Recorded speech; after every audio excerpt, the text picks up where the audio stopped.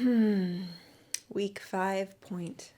Please let this be the last time this happens this season. It's another episode previewing us with lots of tears, a little bit of drama, and what seems to be a 2-on-1 date, which I'm really hoping for because these are my favorite in such a bad way. We know it's always like the bottom two on the food chain. So we're in Chile. When we got to Chile, I'm not sure. And today Peter got his stitches out, and next week his bandage comes off. So, phew.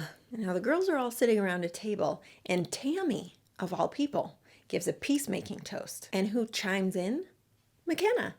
They all want peace. They're all ready to just turn over a new leaf and focus on their relationship with Peter. And McKenna's crying again, but this time it must be happy tears. Either way, she's crying. And everything finally seems all well and good until Victoria F.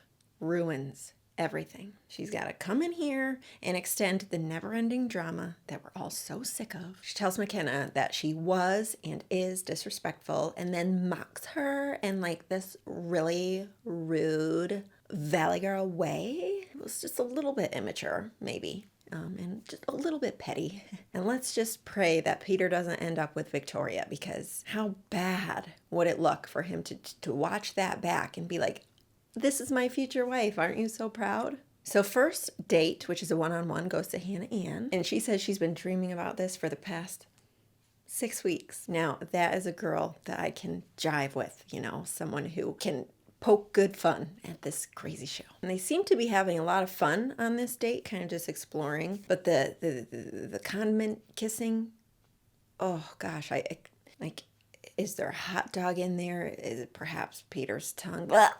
I can't. It was gross. Then they talked to an old married couple from another country, which is the same thing Hannah and Jed did last year, except Peter didn't tell the nice people that he was English. Yes, we speak English, Jed, but we are not English. So finally, I think for the first time this season, we have a conversation about past relationships. Apparently, Hannah Ann has never been in love, but she has felt love. I hope so, because that would be a sad life. Also, the whole time they're talking, I can't tell, are they sitting on a ledge or are they leaning against this giant monument and trying to make it look like they're sitting? I don't think she was comfortable. But she needed her leg on him. It had to be there. Now they get to dinner and they talk about their life goals, which was another nice conversation. And Hannah's goals are to model as long as she can, even though it's not a job. And she doesn't want to be a minnow. And then we find out about the past relationship where she dated a guy for 3.5 years but was never in love. And my instinct was to be like, yikes. But I've done the same thing. Maybe we've all done it. Well, the most important part of this date is where Peter asks her if she knows 100% that this is what she wants. Hannah Ann doesn't give the most confident answer. She kind of just tells her she likes his qualities and wants to be in love. Peter apparently doesn't like that answer because he gets up and leaves. She's just staying there at the table all by herself. So eventually she goes to find him and is crying. Is there anyone on this show who hasn't cried? Madison and Kelly, probably. Yeah. But I'm wondering, is she crying because she wants to save herself and stay here? Or is she really falling in love with him like she claims? Maybe a mix of the two. I want to believe that it's that she's falling for him. I'm just not sure. I don't know if she's wife material yet. Not because she's not like a nice girl. She's just really young, it seems like. Meanwhile, back at the house, we get a group date knock at the door. And do the producers decide who gets to read this? Because only one person gets up every time. They get up with a lot of confidence, like, this is me, I'm going to get this card. Wouldn't everybody be fighting to get the... This is an obvious answer, Nicki. Yes, they tell you who's going to read the card. There are 2 date cards. One is the group date, which McKenna and Tammy are on. And this was a little confusing because we thought they had a 2-on-1. And then the second date card goes to Victoria F. for her second one-on-one of the season. Yes, a second one. And the house is very mad. And so am I. And so is McKenna, because she's threatening to leave and she's crying again. We are 20 minutes into the show, people. But does McKenna leave? No, of course not, because that would harm her fashion blog and her hashtags. But I'm sure she's a nice girl.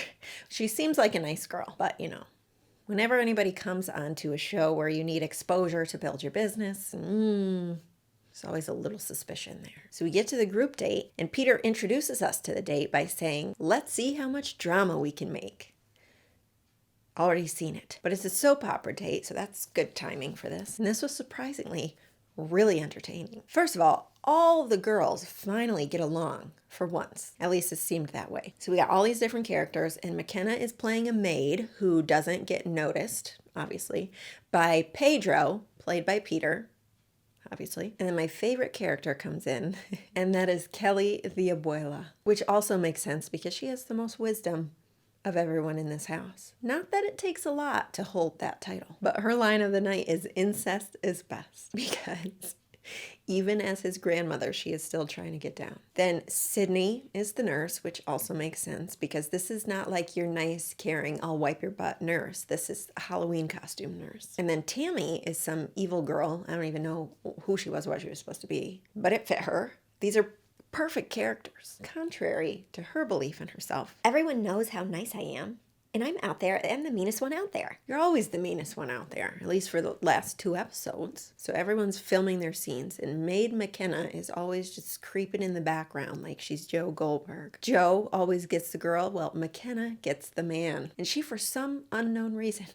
takes this as a sign to just put away all of her insecurities that she had from before. This fake soap opera where Peter is falling in love with his family members, according to Chris Harrison, is her sign that things are going to work out with her and Peter. Now we get to the dinner portion of the night. Peter's talking to Kelsey, and they're talking about how they've overcome all this heaviness, and she's not even crying.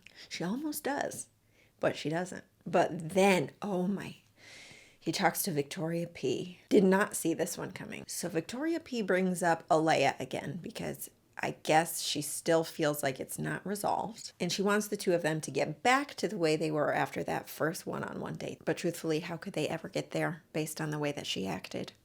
But also, Peter did say last episode that he trusted her, right?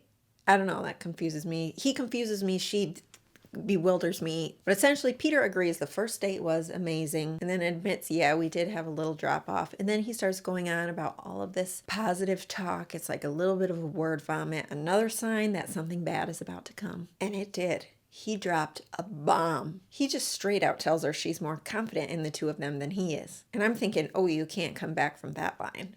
And then he says, I just don't picture you as my wife. Here she is thinking they're just going to have a really pleasant conversation, just talk about how they really care about one another, and they're going to just leave the past in the past and move forward and then cuddle a little bit after. That didn't happen. That had to hurt like a mother, but good for Peter because he needed to do something like that. Why there are still some girls in the other room who he has not had the same conversation with, that I can't explain. But Victoria can't just leave. She has to hit him again with, but I was so vulnerable with you, and I told you I was falling in love with you. That doesn't make other people like you back, Victoria. But I love you. Although it probably really does suck to open up about the private parts of your life. Not the private parts, but you know what I mean. But then again, you lied. Trust is fragile, Victoria. And the conflict resolution after the lie wasn't the most skillful. Peter walks her out, lets her know, you know, you're really going to make someone so happy someday. I know. I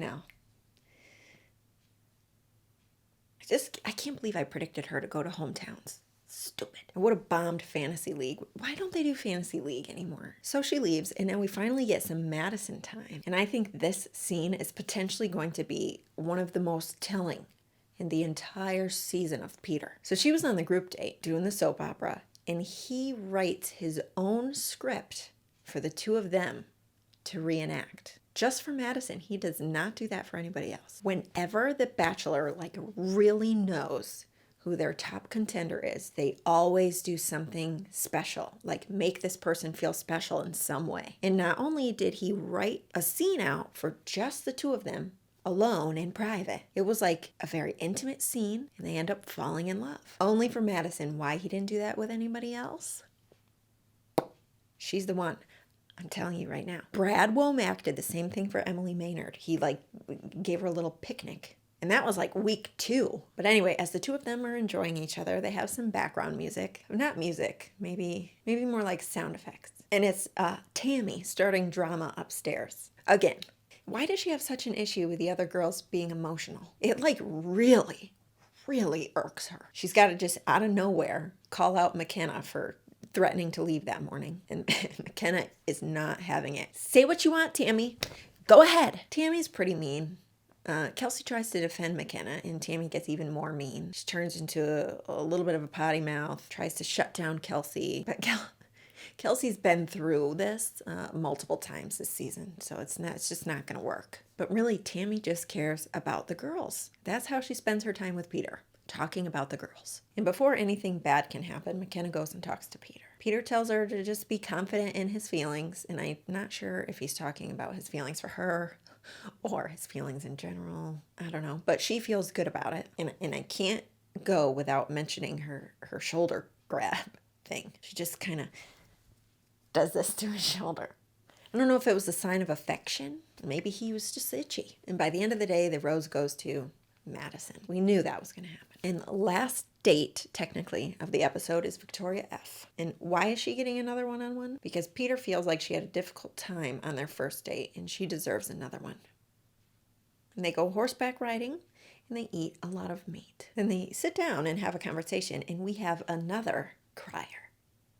Every date, people are crying. I want to mention how different she is around Peter than she is when she's with the girls. All these girls calling out Alea for being different, and here Victoria F is being like all sweet and just super cute when she's with Peter. And then Queen of Witch Mountain when she's in the cat house. She's got an evil something in her. I think she was a mean girl in high school. There is no doubt. She might still be in high school. Oh no, she's 26 and depressed. But she's crying because she's having issues with other girls being there. She can't handle it and blah, blah, blah. So Peter wants her basically to make a decision as to whether or not she can handle the polygamy. And he just can't get a straight answer. So they make it to dinner and he brings it up again because his confidence is down and he's sad. And I just can't help but think Victoria's in this position because her ex-boyfriend is Chase Rice. The girls aren't the problem. It's the hunky country singer that she's not with anymore. At least that would be my problem. And the conversation is really one-sided here because Peter's like, talk to me. And she's like, I'm trying. Then she just chugs her wine. And then she goes on to talk about how she thinks he might be happier with someone who has a little more confidence, knows for sure that they really want to be here. So she's kind of implying that she should maybe not be here. And she runs off because she's so upset that she might throw up. But it's probably because she just chugged her wine. But this situation reminds me of Cassie and Colton, where Cassie wants out and Colton is begging her to stay. Except Peter's a little less desperate. Then we hear her saying, he's talking about marriage and I don't know if I can do that. Do you know what show this is? Isn't this the audition for Pippin? But apparently, according to her, she needs to figure out her own issues before he has to deal with them. Do you know what I mean? No one knows anything about anything that you're saying. But she gets the rose. Why he offered it, I don't know. But now she's probably going to get a third one-on-one because this date was also ruined. Now, back at the house, there's another knock on the door and another date card. It's not really a date card. It's more like a summons. And it's for McKenna and Tammy. So this is the 2-on-1 that we thought was a real 2-on-1, but it's not. Peter just wants to put the drama to rest. The whole time Kelly's reading this card, she's doing a great job keeping that dramatic effect. The soap opera date, it comes in handy in other aspects of life. But these girls are ready to go. And Tammy says she is sick of this McKenna crap consuming her time with Peter. Well, why is it consuming your time, Tammy? Whose fault is that, Tammy? And they're sitting next to each other on a couch, like they always love to set up for these 2-on-1s. And they are pushed as far to the opposite ends as they possibly can go. And McKenna comes out with a power speech. She says, Tammy, please let me finish. And then whatever came out of her mouth was clearly very rehearsed several times on her way over. She is a strong woman, and love wins, and you cannot bring me down. Now Peter comes out and he talks to them both individually. Not much to say here besides Tammy thinks that McKenna is here for the wrong reasons. Classic line. And McKenna reassures Peter that she is here for him and not for her hashtags. Then we swing over to Tammy, who says she's wearing black because it's McKenna's funeral. See you later. Followed by, we're looking for people to date our next bachelor or bachelorette. Those were not good to put back to back. Nobody's going to want to apply. Then we're back on the couch and the word honey is being thrown left and right. Honey. Oh, honey. Tammy says she's not an angry person. false, and that she's, in fact, not nothing. She's everything. Why are people like this? Then Peter pops back in after talking to the producers, and they tell him what they want him to do in this situation. And he rushes right through the awkward conversation. He didn't handle it well, but tells McKenna he trusts her and will now walk Tammy out. Technically, he made the right choice, I think, but the best choice would have been to get rid of them both. This is going to be the most intense women tell-all ever. Then we get to the cocktail party and rose ceremony, and there are 3 roses. I'm trying to figure out who's going home. My guess was Natasha and then definitely McKenna. It was too obvious he didn't like her, and he puts her on a 2-on-1. Come on. But Natasha stays, and the losers are McKenna and Sydney. But I'm glad about it, and thank God Kelly got a rose, because just, Peter, don't put her in the bottom. Okay? Don't do that again. But McKenna makes the best exit ever. All season, it's been so fun just talking about all of her ridiculous faces. And this final one just takes the cake. I don't even know how she got her mouth to go down that far. She looked like one of those fish on SpongeBob. And she's very upset in front of the camera. Hysterical. But I can't see any tears. I don't know if she was actually crying. But it's okay, though. She might not have got the guy, but she is leaving there madly in love with herself. Sydney leaves too, obviously. And Peter turns around to watch her leave. And I know he's like supposed to do that, but there's no way he couldn't see up her dress. She's walking up the stairs. But that's it for this one. We actually ended with a rose ceremony. Previews show we are down to our final 6, which is insane. And what I get out of the previews for next week is that he loves Madison, still has doubts about Victoria. Kelsey is crying again, but that typically doesn't tell us anything important. And then Hannah Ann is also crying, but possibly on top of a washing machine, because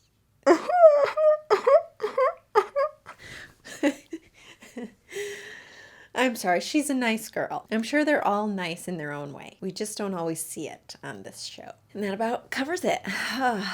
6 people left. Seems like we've almost fully drained the swamp, so there probably won't be much drama left, which is slightly sad because it's been fun to talk about, sorta. All I know is hopefully next week we go back to our pleasant one-night event. Okay, that's it. I'll see you guys next week.